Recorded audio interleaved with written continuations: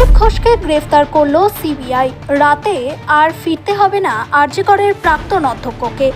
আরজি কর medical college এবং হাসপাতালের প্রাক্তন অধ্যক্ষ সন্দীপ ঘোষকে গ্রেফতার করল সিবিআই।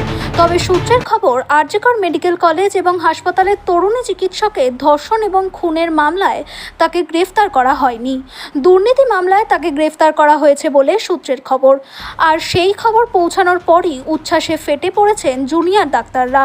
কলকাতার পুলিশ কমিশনার বিনীত গোয়েলের ইস্তফার দাবিতে লালবাজার অভিযানের মধ্যেই এক আন্দোলনকারী জুনিয়র ডাক্তার বলেন, যেটা পুলিশ করতে পারেনি সেটা সিবিআই করে দেখিয়েছে। অপর একজন বলেন, তাকে সিবিআই গ্রেফতার করলো, অথচ এখনও স্বাস্থ্য ভবন থেকে অপসারণ করা হয়নি। ধর্ষণের মামলায় তাকে গ্রেফতার করা হয়নি, তবে সন্দীপকে যে গ্রেফতার করা হয়েছে তাতে আন্দোলন থামবে না বলে সাফ জানিয়ে দিয়েছেন অপর এক চিকিৎসক।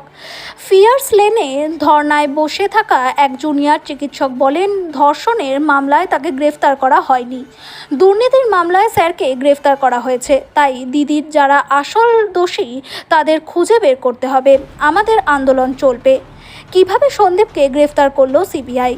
আরজি কর মেডিকেল কলেজ এবং হাসপাতালে তরুণী চিকিৎসকের ধর্ষণ এবং খুনের মামলার তদন্তভার সিবিআই এর হাতে যাওয়ার পরে সন্দীপকে 15 দিন জিজ্ঞাসাবাদ করেছে সিবিআই। প্রতিদিন সিজিও কমপ্লেক্সে আসতেন সন্দীপ, তারপর রাতে বা গভীর রাতে বাড়ি ফিরে যেতেন। আরজি কর মেডিকেল কলেজ এবং হাসপাতালের প্রাক্তন অধ্যক্ষ।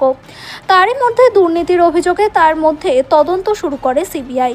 সেই আবহেই আজ 16তম দিনের জন্য জিজ্ঞাসাবাদের মুখে পড়েন সিবিআই। সিজিও কমপ্লেক্সে আসেন, তারপর সন্ধ্যা 7টা নাগাদ তাকে সিজিও কমপ্লেক্স থেকে বের করা হয়।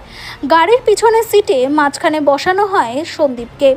দুপাশে 2 সিবিআই আধিকারিক ছিলেন। সেই ছবি দেখেই কানাঘুষো শুরু হয়ে গিয়েছিল যে তাহলে কি আজ রাতে আর বাড়ি ফেরা হচ্ছে না? সিবিআই এর হেফাজতে মঙ্গলবার সকাল হবে সন্দীপের। কমিশনারের ইস্তফার দাবির মধ্যেই সন্দীপকে গ্রেফতার। আর সেই কানাঘুষো সত্যি হতে বেশিক্ষণ সময় লাগেনি। কড়া নিরাপত্তার মধ্যে সন্দীপকে নিজাম প্যালেসে নিয়ে আসা হয়, আর তারপরই আসে সেই খবর। মঙ্গলবার সকালটা সিবিআই হেফাজতেই হবে সন্দীপের। সূত্রের খবর, তাকে গ্রেফতার করেছে সিবিআই এর দুর্নীতি দমন শাখা। আর যখন তাকে গ্রেফতার করা হলো তখন কলকাতার পুলিশ কমিশনারের ইস্তফার দাবিতে অবস্থান করছেন জুনিয়র ডাক্তাররা। যে পুলিশ সন্দীপের একবারও বয়ান রেকর্ড করেনি, বিস্ময় প্রকাশ করেছে আদালত।